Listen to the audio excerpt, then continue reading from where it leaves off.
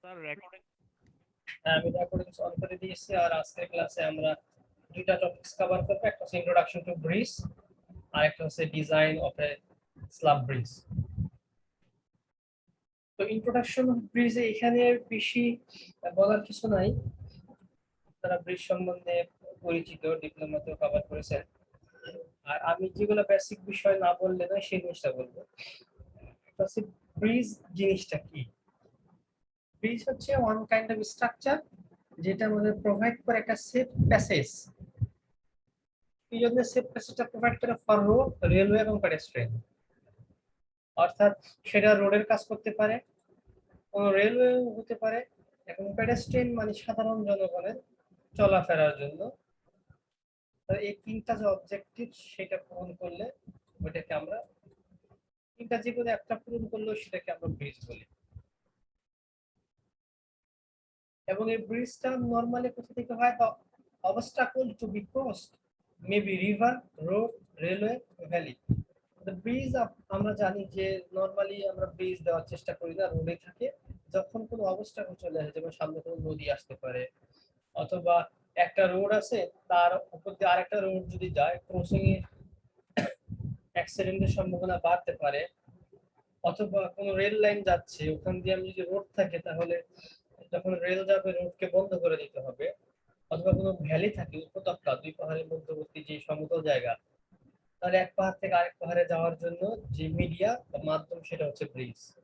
অর্থাৎ ওই পারপাসেই ব্রিজটাকে দেওয়া হয়, ওই অবস্টাকল গুলাকে পার করে যাওয়ার জন্য। অর্থাৎ যদি কোনো অবস্টাকল আমার অন দা ওয়ে চলে আসে রোডে, তাহলে সেই অবস্টাকলকে রেখে ওটাকে রেখে আমি তাকে অতিক্রম করে যদি আমার রাস্তার কার্যক্রমটা চালাতে যাই, সেটাকে আমরা ব্রিজ বলি। Bridge is a structure providing passage for an obstacle without closing the way beneath. অর্থাৎ এর নিচ দিয়ে বায়ুর উপর দিয়ে যখন আমি যাব, তখন কোনো অবস্টাকল ফেস না করে আমার চলাচলের যেই পারপাস, অর্থাৎ সেটা রোডওয়ে হবে অথবা রেলওয়ে অথবা প্যাডেস্ট্রিয়ান, এইগুলা কি মেনটেন যেটা কন্টিনিউ করতে পারি যে স্ট্রাকচারের মাধ্যমে, সেটাকে আমরা ব্রিজ বলি। ব্রিজের কিছু পার্ট আছে, যেমন প্রথমটা হচ্ছে ডেক। ডেক মানে হচ্ছে, আপনারা তো বুঝেন, আমি যদি একটা ব্রিজের ক্রস সেকশন ড্র করি, নরমাল ব্রিজ এরকম যদি হয়,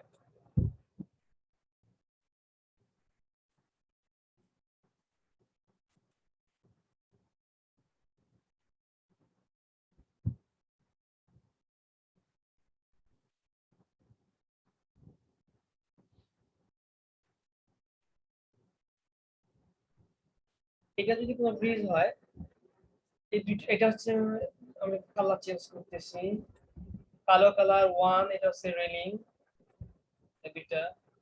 এটা হচ্ছে দুই নম্বরটা হচ্ছে রোডওয়ে বা ওয়ারিং সারফেস। এটা হচ্ছে সাইড ওয়াক বা ফুটপাথ বলি আমরা যেটাকে। নিচের এগুলো হচ্ছে গার্ডার। এটা হচ্ছে একটা ডেক গার্ডার ব্রিজ। অর্থাৎ নিচে যদি গার্ডার দেওয়া থাকে বিমের মতো করে, আপনারা বিভিন্ন ফ্লাইওভার বা ব্রিজের নিচে যদি কখনো দেখে, খেয়াল করে যদি তাকান, তো দেখবেন ওখানে এরকম লম্বা লম্বা বিম দেওয়া আছে। ওগুলাকে বিম বলে না, ওগুলাকে হচ্ছে ডেক গার্ডার বলে। তাহলে একটা ব্রিজের কি কি অংশ থাকে? ডেক থাকবে, ডেক অর্থাৎ স্ল্যাব থাকবে, গার্ডার থাকবে অথবা ট্রাস থাকবে। যেগুলো ট্রাস ব্রিজ, দেখবেন যে নিচে ট্রাস দেওয়া আছে, তো দুই পাশে ট্রাস দেওয়া আছে। বেয়ারিং ফর দ্য ডেক, তো এই ডেককে সাপোর্ট দেওয়ার জন্য একটা বেয়ারিং থাকবে। অ্যাবাটমেন্ট অর অ্যাবাটমেন্টস আর পায়ার্স, অর্থাৎ সেখানে পায়ার্স থাকবে। পায়ার্স কি বিল্ডিং এর যেরকম কলাম, ব্রিজের ক্ষেত্রে ওইটাকে আমরা বলি পায়ার্স। কলামের যে কাজ, পায়ার্স এর একই কাজ, লোড ট্রান্সফার করা সুপার স্ট্রাকচার থেকে সাব স্ট্রাকচারের দিকে, লোড ট্রান্সফার করে সেটা ফাউন্ডেশন ট্রান্সফার করে সয়েলের মধ্যে ডিসিপিট করে দেওয়া। ফাউন্ডেশন থাকবে অ্যাপার্টমেন্টের। রিভার রিটেনিং ওয়ার্ক থাকবে, অর্থাৎ যদি নদীর উপর দিয়ে ব্রিজটা হয়, তাহলে ব্রিজের দুই প্রান্ত নদীর দুই পারে থাকে, একেবারে ঠিক পারে থাকে না, সেখানে একটা স্ট্রাকচার দেওয়া হয়, এটাকে বলা হয় রিভার রিটেনিং ওয়ার্ক বা গাইড ব্যাংক বলি আমরা। গাইড ব্যাংক অথবা ছোট ব্রিজ হলে অ্যাবাটমেন্ট, ওগুলো দেওয়া থাকবে। অ্যাপার্টমেন্ট এরকম শেপের হয়, এটা 3D হবে আর কি। এটাকে উইং ওয়াল বলা হয়, দুই পাশে যে ওয়াল, সেই ওয়ালটাকে বলা হয় উইং ওয়াল।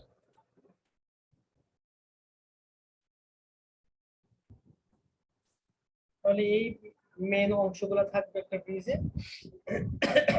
এই ডায়াগ্রাম থেকে যদি আমরা দেখাই তাহলে আপনারা সেটাই দেখতে পাবেন। এটা হচ্ছে কালো অংশ বেয়ারিং, এবং এটা হচ্ছে আমাদের সেই অ্যাবাটমেন্ট ফায়ারের মতো করে। এখানে রেলিং থাকবে, ডেক থাকবে, স্ল্যাব থাকবে, সবই থাকবে।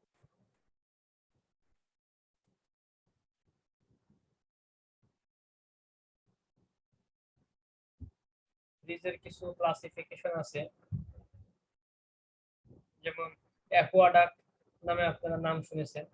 অ্যাকোয়াডাক্ট সব ব্রিজই কিন্তু নদীর উপর দিয়ে হয় এরকম না, কিছু ব্রিজ আছে দেখবেন শুকনার উপর দিয়েও হয়। কারণ হচ্ছে নিচ দিয়ে কোনো রোড আছে, অথবা কোনো রেল লাইন চলে গেছে, অথবা কোনো গুরুত্বপূর্ণ স্থাপনা গিয়েছে যার উপর দিয়ে আমাকে রাস্তা করা যাবে না, তখন আমরা সেখানে ফ্লাইওভার ব্রিজ অথবা যানজট দূর করার জন্য ফ্লাইওভার দিয়ে ব্রিজ দেওয়ার চেষ্টা করি।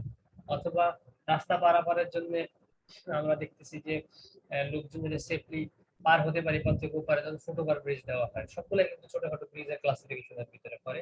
সেটা অ্যাকোয়াডাক্ট কখন হবে, যখন সেটা কোনো অ্যাকোয়া শব্দ মানে হচ্ছে পানি, যদি কোন ক্যানেল, রিভার, লেক এই সমস্ত জিনিসের উপর দিয়ে যায় সেটাকে আমরা বলবো অ্যাকোয়াডাক্ট। আর ভায়াডাক্ট হচ্ছে পানি ছাড়া, কোনো রোডের উপর দিয়ে গেল, রেল লাইনের উপর দিয়ে গেল, কোনো ভ্যালির উপর দিয়ে গেল, সেটাকে আমরা বলবো ভায়াডাক্ট। এই দুইটা টার্ম খুব গুরুত্বপূর্ণ।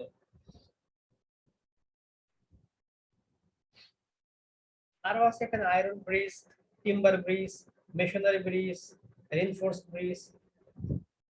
টিম্বার ব্রিজ কি হয়, যে বাঁশ টাশ দিয়ে বানায়, যেগুলো বাঁশ দিয়ে বা কাঠ দিয়ে সুন্দর করে বানায়। মেশনারি অর্থাৎ ইট দিয়ে বানায়, আয়রন দিয়ে, স্টিল দিয়ে, রিনফোর্স কনক্রিট মানে স্ল্যাব করে, প্রি স্ট্রেস। এই যে ফ্লাইওভার যেগুলো দেখতেছেন আমাদের ঢাকাতে বা বাংলাদেশের বিভিন্ন জায়গায়, সবগুলাই হচ্ছে প্রি স্ট্রেস কনক্রিট।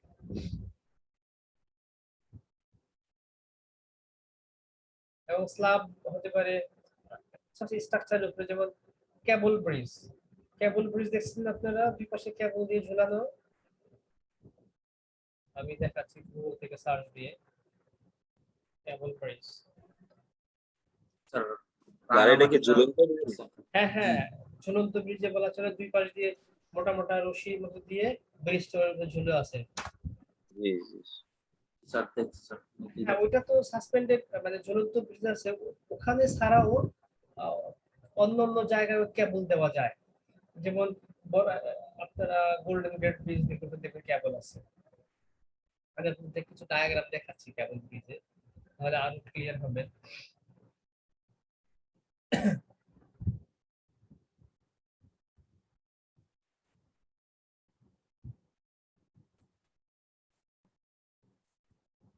দেখেন আমাদের এখানে যে চিত্রগুলো দেখতে পাচ্ছেন, এই সবগুলাই কোনো না কোনো টাইপের কেবল ব্রিজ।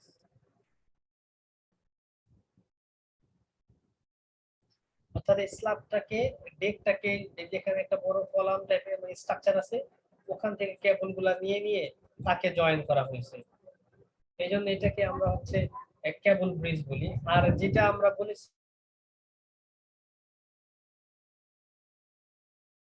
আরেকটা হলো, যেটা আপনারা বলছেন যে স্যার ঝুলন্ত ব্রিজ, সেটাও আছে বাংলাদেশে, পাহাড়ি অঞ্চলগুলোতে থাকে। ওখানে নিচে হচ্ছে এরকম আরসিসি স্ল্যাব দেওয়া থাকে না, সেটা কাঠের বা স্টিলের দেওয়া থাকে।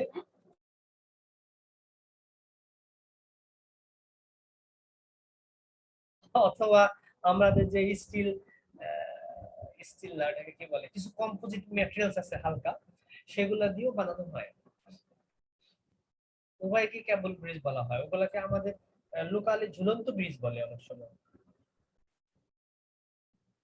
দেখেছেন আপনারা কেউ চট্টগ্রামের দিকে বাসা আছে কারো? আমানত শাহ ব্রিজ আছে স্যার। হ্যাঁ হ্যাঁ। তাহলে এই ক্লাসিফিকেশন গুলো কোনো মেজর কোনো প্রবলেম নাই, এটা আমি যেরকম বলে দিচ্ছি হয়তো আপনাদের আপনারা ক্লিয়ারলি বুঝতে পারতেছেন, না বললে এটা আপনারা বললেও পারবেন। আপনাদের এখান থেকে কাজ হবে যেটা ল্যাব রিপোর্ট, যেটা আমাদের এই কোর্স তো আপনারা জানেন যে থিওরিটিক্যাল ল্যাব বেসড, তো এখানে ল্যাব রিপোর্ট লিখতে হবে আপনাদেরকে। আর হচ্ছে আমি একটা কুইজ বা পরীক্ষা নেব। আর আপনারা কোনো বিষয় না বুঝতে পারলে ওই সময় আমাকে সাথে সাথে কোশ্চেন করবেন। স্যার আমাদের কি কোনো ম্যানুয়াল দেওয়া হবে? ম্যানুয়াল বলতে আমি যে শীট থেকে পড়াচ্ছি শীটটা আপনাদেরকে দিয়ে দিব। আর ওখানে একটা বুক রেফারেন্স আছে, রেফারেন্সটা হচ্ছে মেনলি ওই বই থেকে ব্রিজ ডিজাইনটা করানো হয়, সেটার অংশ এখানে যতটুকু আমাদের লাগবে ততটুকু এখানে লেখা আছে, লেকচার করে বানানো আছে, এইটাই আমি দিয়ে দিব। ব্রিজের উপরে যে লোড থাকে আর নরমাল আমরা বিল্ডিং এ যে লোড, দুই লোড এক জিনিস না। এক জিনিস না বলতে একই রকম লোড থাকে না। বিল্ডিং এ কি থাকে, আমাদের ডেড লোড থাকে, লাইভ লোড থাকে। ব্রিজও ডেড লোড লাইভ লোড থাকবে, কিন্তু বিল্ডিং এর উপর দিয়ে কি কোনো গাড়ি যায়? যাওয়া আসা করে না। ব্রিজের উপর দিয়ে হেভি লোডেড ট্রাক যায়, বাস যায়, আবার যদি কোনো ব্রিজ, যেমন পদ্মা ব্রিজের উপর দিয়ে ট্রেনও যাবে, দুই পাশ দিয়ে দুইটা। সম্ভব না। তো সেখানে যে ওই নরমাল লোড যদি আমি ধরি only dead load live load, তাহলে আবার ব্রিজ বানানো কখনোই সম্ভব না। তাহলে সেখানে আমার কি ধরতে হবে, একটা লোড এক্সট্রা আসবে, দুইটা লোড, ট্রাক লোড এবং ইম্প্যাক্ট লোড। ট্রাক লোড কেন বললাম আমরা একে, কারণ ব্রিজ যখন ডিজাইন করা হয় ওই ব্রিজের উপর দিয়ে যে ভেহিকেল মুভমেন্ট করে, সেটা অনেক সময় কি যায়, সিএনজি যাচ্ছে, কখনো মাইক্রো যাচ্ছে, কখনো আবার বড় ট্রাক যাচ্ছে। ট্রাক তো বিভিন্ন ধরনের, 2 টনের ট্রাক, 10 টনের truck, double XL, single Excel, এরকম মানে বিভিন্ন লোডের যায়। তাহলে সেটাকে আমরা কিভাবে বলবো, অ্যাস্ট্রো যে স্পেসিফিকেশন আছে আমরা সবগুলাকে ট্রাকে কনভার্ট করি।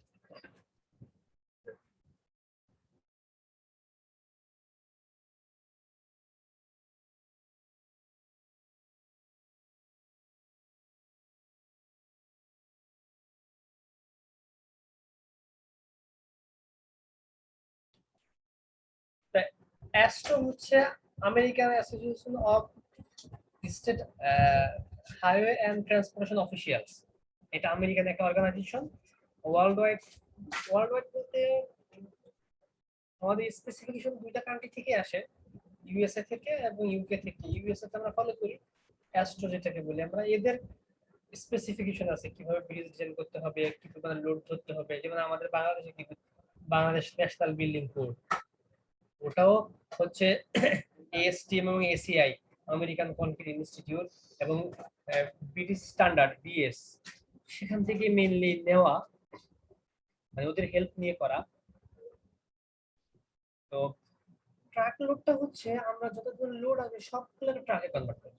যদি সে এক ট্রাকের সমান হয়, যেমন 18 কিপ লোড, এক্সেল লোড যেটা যায়, এই ট্রাক এর ইকুইভ্যালেন্ট করবো আমরা সবগুলো। যদি এর সমান হয় তাহলে সেটাকে আমরা বলবো এক, মানে 1 ট্রাক ফ্যাক্টর, তখন 1 ধরবো।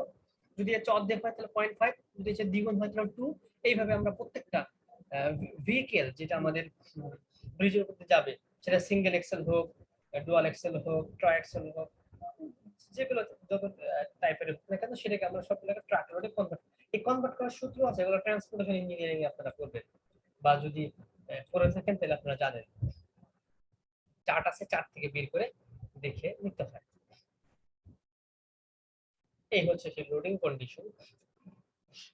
ট্রাক লোডকে আমরা দুই ভাগে ভাগ করি, একটা হচ্ছে এসএইচ, আরটা শুধু এইচ, অর্থাৎ এইচ লোডিং, আরটা এসএইচ লোডিং। এইচ লোডিং হবে ওই ট্রাকের লোডিং যে ট্রাকের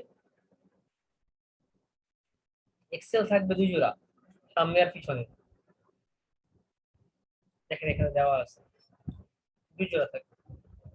সামনের চাকায় যে লোড নিবে সেটা হবে এবং এদের স্পেসিফিকেশন 14 ফিট হবে। আর এসএইচ লোডিং যেটা, সেটা এখানে 14 ফিট হবে, বাকি এইটুকু হবে ভি অংশ। এটা 14 থেকে 32 বা 30 ফিট, মাঝে যে কোনো রেঞ্জের হতে পারে। সে এই লোডিং কন্ডিশনটাকে ভাগ ভাগ করে দিবে।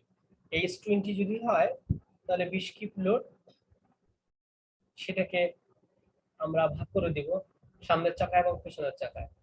টোটাল যে ওয়েট আসবে মানে সেই ওয়েটের 0.1% সামনের চাকায় লোড খুব কম নেয় সবসময়, পিছনের চাকায় 0.8 অন্য জায়গায় 0.4 আর কোনো 0.8 আছে, অর্থাৎ মেজর লোডটা ওই পোর্শনে গিয়ে করবে। এই লোডিং কন্ডিশনটাকে আমরা বলি, একটাকে বলি এইচ লোডিং, এই পাশেরটা যেটা ডুয়াল এক্সেল থাকবে, আর যেটা আরো বেশি থাকবে এক্সটেনশন করা সেগুলোকে বলবো আমরা এসএস লোডিং।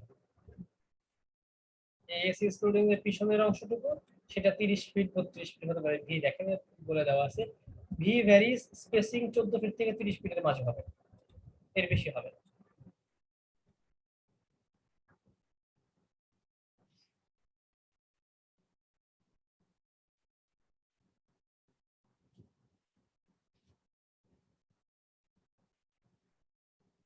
আর একটা লোড আসবে ইমপ্যাক্ট লোড।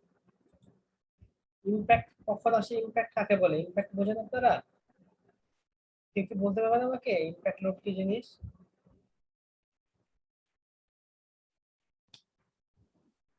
হ্যালো, ফিজিক্সে পড়ছেন আপনারা, মনে আছে? স্যার হঠাৎ লোড আসে তারপর আবার চলে যায় এমন কিছু। ওই হঠাৎ লোড ভাইব্রেশনের কারণে হঠাৎ যে লোড গুলো হয় আর কি, হঠাৎ হঠাৎ না হঠাৎ তো একটা হ্যাঁ আপনারা যেটা বলছেন ঠিক আছে, যে লোডটা ভাইব্রেট করে আর কি, মানে এরকম না টাইপের। ভাইব্রেট না, যে কোনো লোড হতে পারে, ভাইব্রেট না করলেও হবে। লোডের মেন ক্রাইটেরিয়াটা হচ্ছে এর যে ডিউরেশন, এটা হবে খুবই short time, sudden application of the load.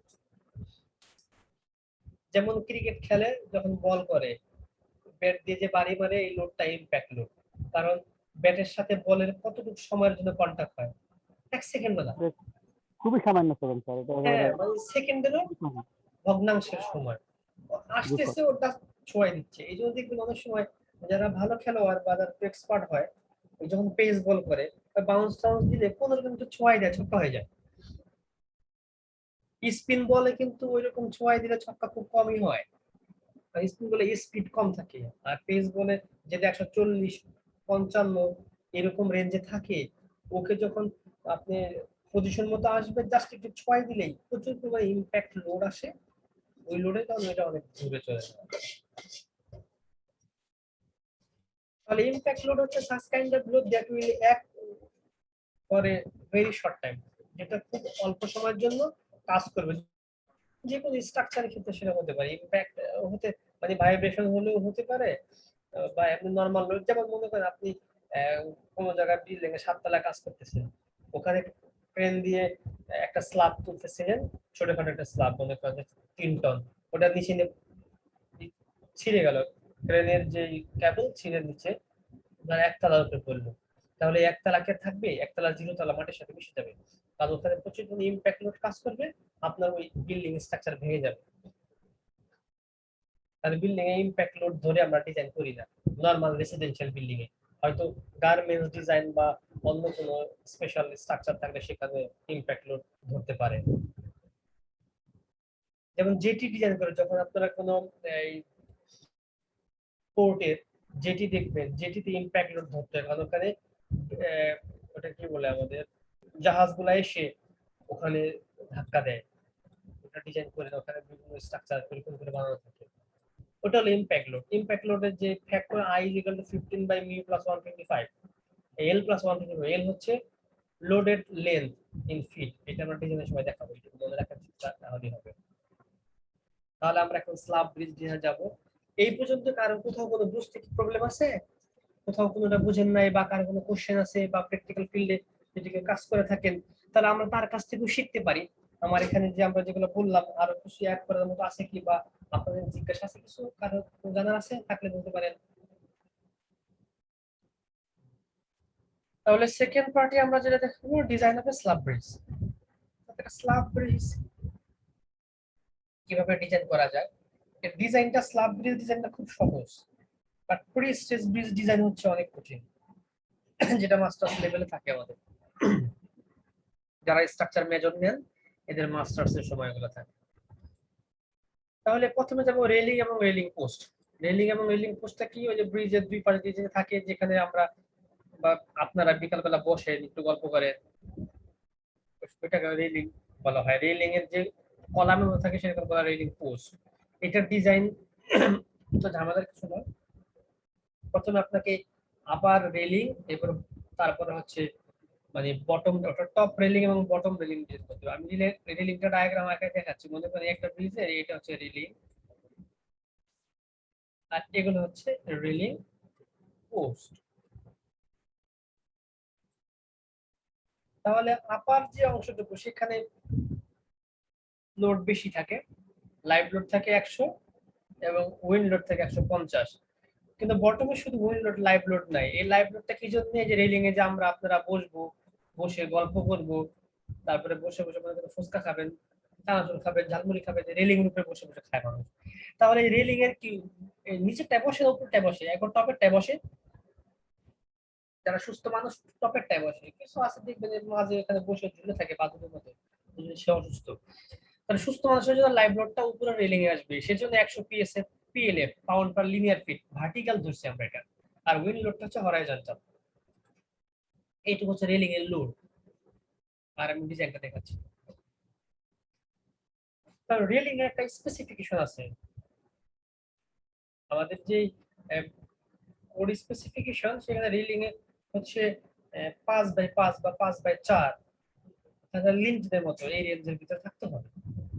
Linear fit এই জিনিসটা যদি একটু ক্লিয়ার করতেন। হ্যাঁ, লিনিয়ার ফিটটা আছে, মনে করেন আমার এটা হচ্ছে 10 ফিটের একটা স্প্যান। 100 পিএলএফ মানে হচ্ছে প্রত্যেক ফিটে 100 পাউন্ড করে, pound per linear feet PLF. Sir যে ইউনিফর্ম ডিস্ট্রিবিউটেড লোড যেটা, ওটা তো স্যার এটা হ্যাঁ, সেম না ইউনিফর্মটা হচ্ছে PSF pound per square feet. মানে স্কয়ার ফিট কেমন? এইদিকে 1 ফিট, এইদিকে 1 ফিট, অর্থাৎ 1 ফিট ইনটু 1 ফিট মানে একটা এরিয়াতে এরিয়া। আর কি। ওই এরিয়াতে যে এরিয়াতে লোডটা পড়তেছে সেটা হচ্ছে আমাদের, আমরা বলি 1 পিএসএফ। তার 100 মানে স্যার এটা শুধু লেন্থ আর কিছু না। এক্স্যাক্টলি, এটা একটা বিমের মতো। বিম ডিজাইনে শুধু পিএলএফ ধরা হয়, আর স্ল্যাব ডিজাইনে পিএসএফ করা হয় লোডিং কন্ডিশনটা। জি স্যার, ক্লিয়ার স্যার। তাহলে আমরা এখানে কিছু প্রত্যেকটা ডিজাইন মানে আপনারা জানেন, এর আগে ডিজাইন কোর্স করছেন কিনা আমি জানি না, তার না করে তাহলে বলি। ডিজাইন মানে হচ্ছে সেখানে কিছু অ্যাজাম্পশন এবং ক্যালকুলেশন করে দেখবেন সেই অ্যাজাম্পশনের সাথে আপনার কোডের সাথে মিলতেছে কিনা, স্পেসিফিকেশনের সাথে মিলতেছে কিনা। যদি মিলে যায় তাহলে ডিজাইন ওকে, না মিললে ওটাকে আবার রিভাইজ করতে হবে, অর্থাৎ পুনরায় আবার একটু মান বাড়ায় কমায় চেক করে দেখতে হবে। তার ডিজাইনের নির্দিষ্ট ফিক্স কিছু নাই। এখানে আপনি অ্যাজাম্পশন করবেন, এরপরে ক্যালকুলেশন করে মানগুলো বের করে দেখবেন যেটা স্ট্যান্ডার্ডের সাথে মিলে কিনা। যেমন আমরা √2 একটি মূলদ সংখ্যা পড়ছিলাম, মনে আছে না আপনাদের? এটা আমরা প্রথমে ধরছি, না পড়লেও আমি বলি, প্রথমে আমরা ধরি এটা একটা অমূলদ সংখ্যা, পরবর্তীতে দেখলাম অমূলদ হয় না, তারপর বললাম হ্যাঁ এটা একটা মূলদ সংখ্যা। মানে রিভার্স টেকনিক যেটাকে বলে প্রমাণ করার জন্য। আমাকে প্রমাণ করতে হবে যে ধরেন এটা হচ্ছে একটা মানুষ, আমি ধরলাম না, মনে করেন এটা হচ্ছে একটা পুতুল। এরপরে প্রমাণ করে দেখলাম যে না, এর জীবন আছে, নড়াচড়া করে, এর সেন্স আছে, তাহলে বুঝলাম এটা একটা মানুষ। এইভাবে জিনিসটা ডিজাইন গুলো ওইরকম, প্রত্যেকটা ডিজাইনের একটা স্পেসিফিকেশন কোড থাকে বা একটা অ্যাজাম্পশন করার জায়গা থাকে। যেমন আমরা এখানে ধরেছি assume centre to centre spacing of the post 6 feet, তা 6 ফিট পর একটা পোস্ট থাকবে। পোস্ট কি? এই যে যে রিলিংটা কলাম টাইপের, যেটা এটাকে বলতে হয় পোস্ট। এটা পোস্টের distance 6 feet. Length of the bridge এটা দেওয়া আছে, এটা ধরার কিছু নাই। হাইট অফ দ্য রেলিং, এই যে রেলিং নরমালি 2.5 ফিট 3 ফিট এই রেঞ্জে হয়। ছাদে যে প্যারাপেট ওয়াল থাকে না, প্যারাপেট ওয়ালের যে পারপাস রেলিং এর একই পারপাস, যাতে ব্রিজ থেকে বাইরে পড়ে না যায়। কোনো গাড়ি যদি হঠাৎ করে একটু ফেল হয় যায়, সে যদি ব্রিজ থেকে বাইরে পড়ে না যায়, ওই জন্য রেলিংটা দেওয়া হয়, যাতে একবারে ব্রিজের পাশ দিয়েও ড্রাইভার বা পেডেস্ট্রিয়ান তারা মুভ করতে পারে সেফলি। আর যদি রেলিং না থাকে তাহলে কি হবে? আপনার কি বিল্ডিং এর যদি রেলিং না থাকে ব্রিজের পাশে যেতে ভয় লাগবে না আপনার? মনে হয় পড়ে গেলাম, অথবা কোনো গাড়ি চাইবে তারা মিনিমাম ওই সাইড থেকে 1.5 ফিট 2 ফিট ভিতর দিয়ে চলার জন্য, কারণ গাড়ি তো এক্সেল যে অ্যাক্সিলারেশন করে তারপর যখন ব্রেক চাপার পর তো তার একটু পিছলে এদিক জায়গা সামনে একটু আগায়, একবারে আর স্ট্রেট লাইন বরাবর তো চলে না কোনো কিছু। তো সেই জন্য ওই সময় ভয় কাজ করবে, ওই এমনি দেখবেন পিছলে পড়ে যাবে। আর যদি রিলিং থাকে তাহলে টোটাল যে ব্রিজের প্যাসেজ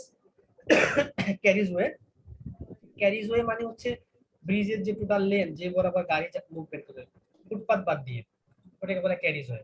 যেখানে without any obstruction vehicle movement করতে পারে সেটাকে ক্যারিজওয়ে বলে। তাহলে ক্যারিজওয়ে টোটালটাই তখন ফুল ক্যাপাসিটি আমরা ইউজ করতে পারবো, আদারওয়াইজ কোনো ক্যারিজওয়ে ক্যাপাসিটি ফুল ইউজ হবে না। ওই যে ভয় পাবে 1.5 ফিট 2 ফিট দূরে ড্রাইভাররা যাবেই না কোন গাড়ি নিয়ে, আর গেলেও দেখবেন ভয় করে যাবে। আর টপ রেলিংটা ধরবো আমরা 5/4, এটা 5/5 ধরতে পারেন, 6/6 ধরতে পারেন। এখন আমরা ভার্টিক্যাল লোড যাবো। ভার্টিক্যাল লোড কি? এর নিজস্ব একটা সেলফ ওয়েট। ভার্টিক্যাল মানে যে লোডটা নিচ দিকে মানে গ্র্যাভিটির দিকে যাচ্ছে, ওয়াই অ্যাক্সিস বরাবর নিচ দিকে, যেটা ভার্টিক্যাল লোডিং। তাহলে ভার্টিক্যাল লোড হচ্ছে প্রত্যেকটা স্ট্রাকচারে একটা নিজস্ব সেলফ ওয়েট আছে, সেলফ ওয়েটটাও তার নিজস্ব একটা ভার্টিক্যাল ওয়েট। আর একটা আছে লাইভ লোড, ওই যে আমরা যেটা ধরেছি 100 সেটা। টোটাল ভার্টিক্যাল লোডটা হবে self wait into plus live load. Self wait কি? সেলফ ওয়েট হচ্ছে এর যে সেকশন তাকে 150 দ্বারা মাল্টিপ্লাই করতে হয়। 50 কেন? নরমাল ওয়েট কনক্রিটের ইউনিট ওয়েট হচ্ছে 150, আমরা নরমাল ওয়েট কনক্রিট ব্যবহার করতেছি, এখানে 150। স্যার আমরা কি ওইগুলো স্যার পাউন্ডে ধরবো স্যার? ওই যে আরেকবার একটু বলেন। স্যার আমরা ইনটেক পাউন্ডে ধরবো স্যার? হ্যাঁ হ্যাঁ, এটা হচ্ছে 150 PL PSF, pound sorry PCF, pound per cubic feet, PCF. অর্থাৎ পার কিউবিক ফিটে একটা কনক্রিটের ব্লকের ওজন হবে 150 পাউন্ড কিউবিক ফিট। তাহলে আমাদের 150 পাউন্ড স্যার। হ্যাঁ 150 পিসিএফ, পাউন্ড পার কিউবিক জি ফিট। স্যার এটা জানি স্যার, এটা স্ট্যান্ডার্ড বলি। তাহলে এই যে 5/4 এটা হচ্ছে তার সেকশনের এরিয়া, তাকে 144 দ্বারা ভাগ করবো, মানে 12/12 মানে ফিট থেকে মানে সরি ইঞ্চি থেকে ফিটে নিলাম, আর 150 দ্বারা গুণ করলে তাহলে তার এই সেলফ ওয়েট পেয়ে গেলাম, তার সাথে 100 যোগ করবো লাইভ লোড। টোটালটা হলো vertical load 120.8 PLA, pound per linear feet আসলো। আর হচ্ছে হরিজন্টাল লোড 150 আমরা ধরে নিয়েছি। মুভমেন্ট কিভাবে বের করবো? WL²/10 অথবা WL²/12। এই দুইটা আমরা কাজে লাগাবো কখন? যখন আমাদের স্প্যান লেন্থ 10 ফিট বা তার চেয়ে কম হবে, তখন WL²/10 হবে। আর যদি 10 ফিটের বড় হয় WL²/12 হবে। স্যার এখানে কোন লোডটাকে হরিজন্টাল লোড বলতেছে? হরিজন্টাল হচ্ছে উইন্ড লোড, যেটা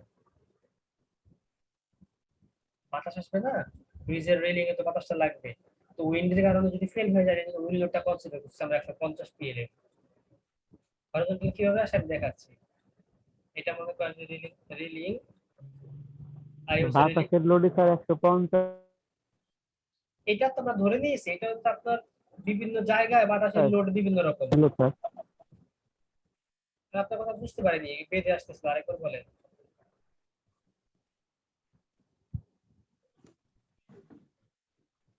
হ্যালো,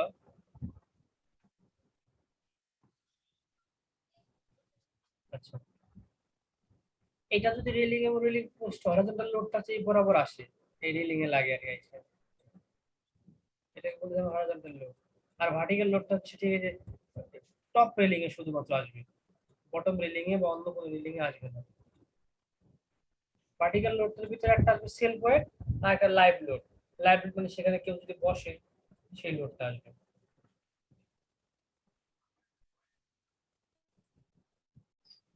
তাহলে এটা এল এর উপর নির্ভর করবে, আমাদের এল কত সেন্টার টু সেন্টার স্পেসিং 6, তাহলে 10 এর থেকে কম, সেই জন্য আমরা এটা হচ্ছে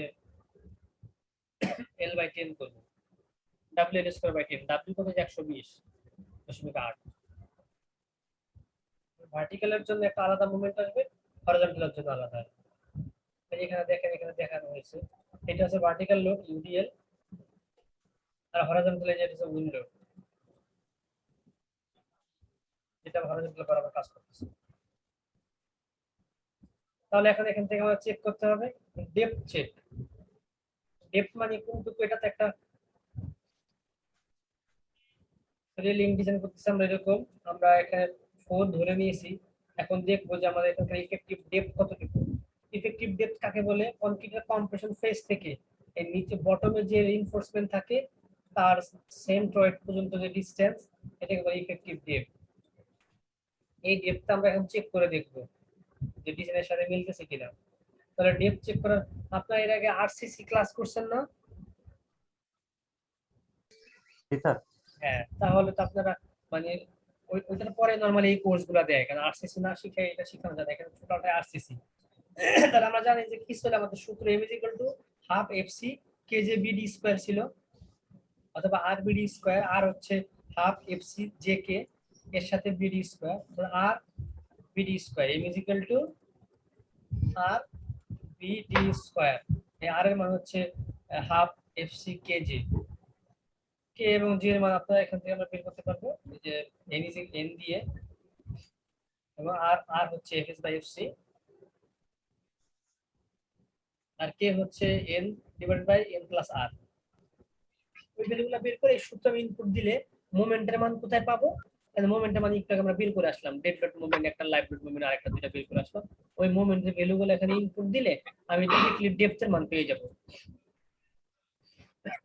টোটাল ডেপথ আসছে 2.017 রিকোয়ার্ড ডেপথ। এখন আমি পুরো প্রোভাইডেড ডেপথ কতটুকু আমি প্রোভাইড করেছি দেখেন। এই বরাবর আমরা 4 ধরেছিলাম, এই বরাবর ছিল 5 হরিজন্টাল বরাবর, আর ভার্টিক্যাল বরাবর ছিল 4 ইঞ্চি। তাহলে 4 ইঞ্চি থেকে 1 ইঞ্চি বাদ দিব। 1 ইঞ্চি কেন বাদ দিব? 0.7 থাকে হচ্ছে কনক্রিট ক্লিয়ার কভার, আর 0.25 হচ্ছে এখানে যে বার আমরা ইউজ করি 3 নাম্বার বা 4 নাম্বার 5 নাম্বার বার, তার যে ডায়া তার অর্ধেক, কারণ সেন্ট্রয়েড পর্যন্ত সার্কুলার অবজেক্টের সেন্ট্রয়েড হচ্ছে তার মাঝখানে। ডায়া হচ্ছে 0.5, তার অর্ধেক 0.25। সেটা যদি আমরা এখানে ইনপুট দেই তাহলে 3 হয়। আমি প্রোভাইড করেছি 3, আর আমার লাগবে হচ্ছে 2.017, তাহলে ইটস ওকে।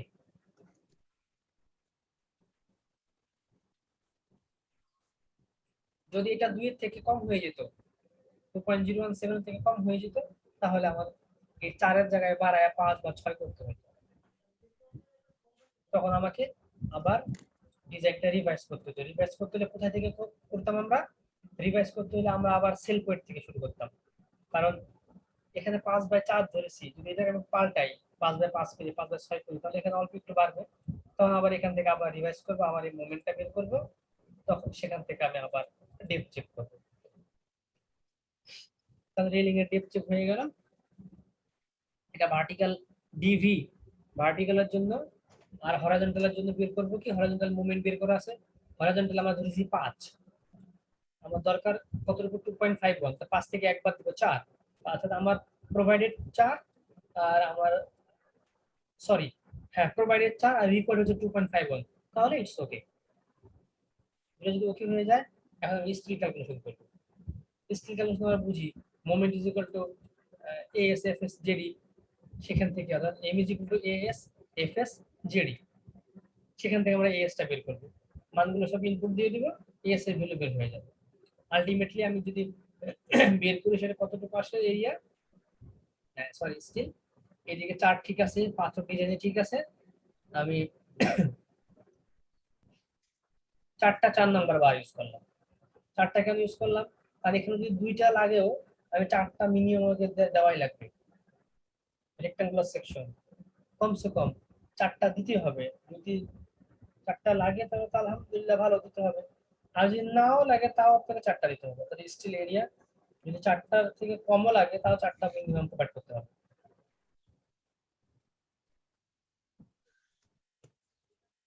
এখন হচ্ছে শেয়ার চেক করব। শেয়ার মানে হচ্ছে একটা বিম যদি আমি ধরি, সিরিয়াস সেকশন থেকে সিআর ফর্ম দিলে কেন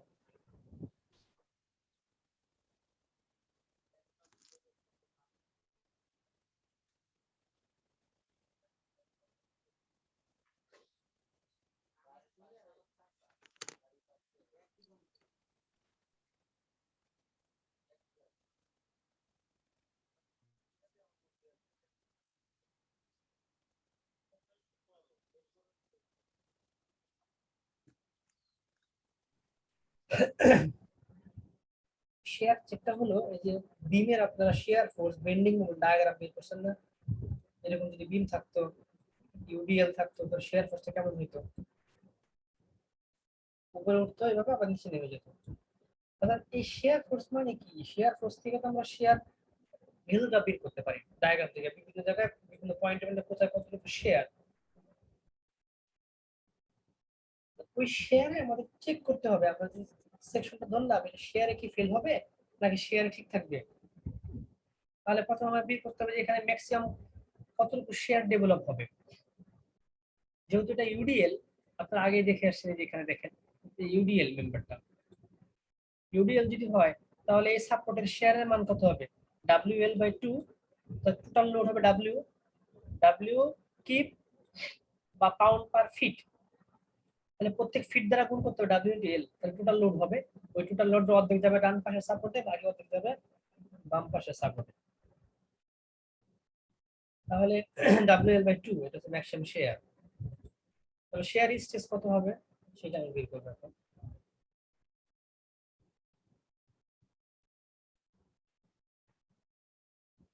এটাকে এরিয়া দ্বারা ভাগ দিলাম 4/4, 4 into 4 করে শেয়ার স্ট্রেসটা বের করলাম। তাহলে টোটাল অ্যালোয়েবল শেয়ার বের করার সূত্র হচ্ছে 1.1 ইনটু বার এফসি প্রাইম, এটা WSD মেথডে। আর যদি ইউএসডি মেথড হয় তাহলে সেই ভ্যালু কত? পাই 2 ল্যামডা ইনটু বার এফসি প্রাইম। পায়ের মান 0.7565, ল্যামডার মান নরমাল ওয়েট কনক্রিটের জন্য 1, লাইট ওয়েট কনক্রিটের জন্য 0.75, FC prime FC prime. Sir আমরা এখানে ইউএসডি দিয়ে চেক দিলে উপরে তো ইউএসডি করা লাগবে না? হ্যাঁ, তখন ডেড লোডকে আমাদের 1.2 দ্বারা মাল্টিপ্লাই করতে হবে, লাইভ লোডকে 1.6 দ্বারা মাল্টিপ্লাই করতে হবে। তাহলে এই চেকটা আমরা WSD দিয়ে করব। আমি বলার জন্য বললাম যদি কেউ ইউএসডি দিয়ে করেন তাহলে ইউএসডি মেথড আগাতে হবে। ঠিক আছে। WSD ইউএসডি মেথডে মেজার কোনো পার্থক্য নাই, লোডটাই শুধু ফ্যাক্টরাইজ করে দিতে হয় আর শুধু সূত্রের কিছু আছে।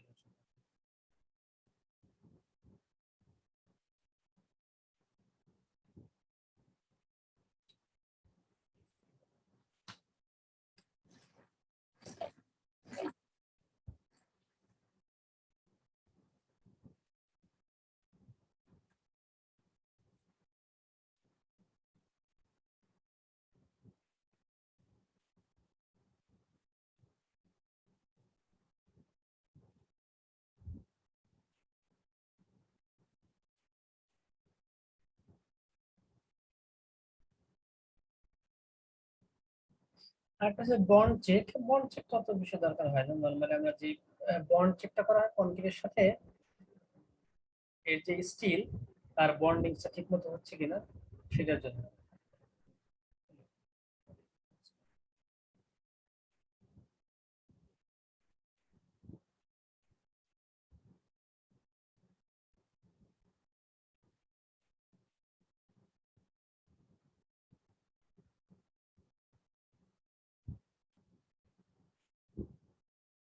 এটা আমাদের টপেরটা চলে গেল, এরপরে আমরা নিয়ে যাবো বটমেরটা। বটম এবং টপেরটা সেম জিনিস, এখানে ভার্টিক্যাল লোডটা ক্ষেত্রে শুধু সেলফ ওয়েট আসবে, কোনো লাইভ লোড আসবে না। এর আগে আমরা 100 যোগ করেছিলাম, সেই 100টা যোগ করতে হবে না।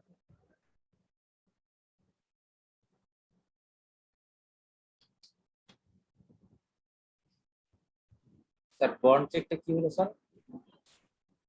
বন্ড চেক জিনিসটা এমন, মানে ওটা হচ্ছে আপনার কনক্রিটের সাথে স্টিলের যে বন্ডিং হচ্ছে সেটা অ্যালোয়েবল লিমিটের ভিতরে আছে কিনা সেটা চেক করে আমরা বন্ড চেক মাধ্যমে। এর যে সূত্র আছে ভি ম্যাক্স, ভিডি হচ্ছে ভি ম্যাক্স অর্থাৎ ম্যাক্সিমাম যে শেয়ার তাকে ডিভাইড করবেন যে ডি, এবং বারের যে পেরিমিটার, আমি যদি 3 নাম্বার বার ইউজ করি 5 নাম্বার বার ইউজ করি তার একটা পরিসীমা আছে না, ওই যে 2πr, ওই পরিসীমার ভ্যালু তার সাথে জে এবং ডি মাল্টিপ্লাই হবে, আর উপরে 400 ম্যাক্সিমাম যে শেয়ার, আমাদের ম্যাক্সিমাম শেয়ার হচ্ছে 450, ওটাকে ভাগ হবে ওই perimeter into J into D.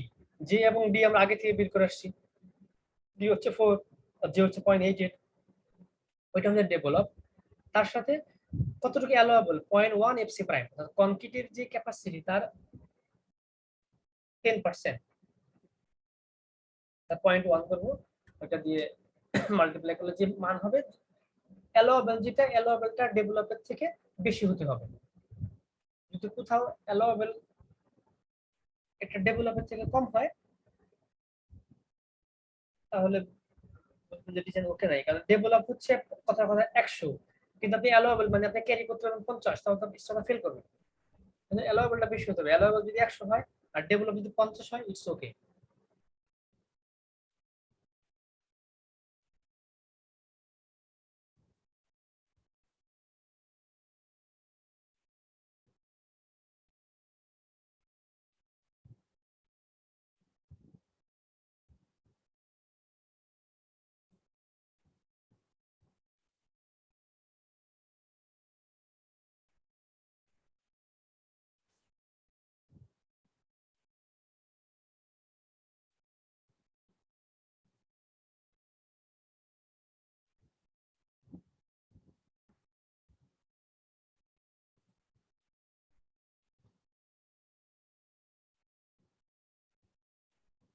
তাহলে আমাদের আজকের ক্লাস এই পর্যন্ত থাকবে আর কি, রেকর্ডিং স্টপ করে দিচ্ছি।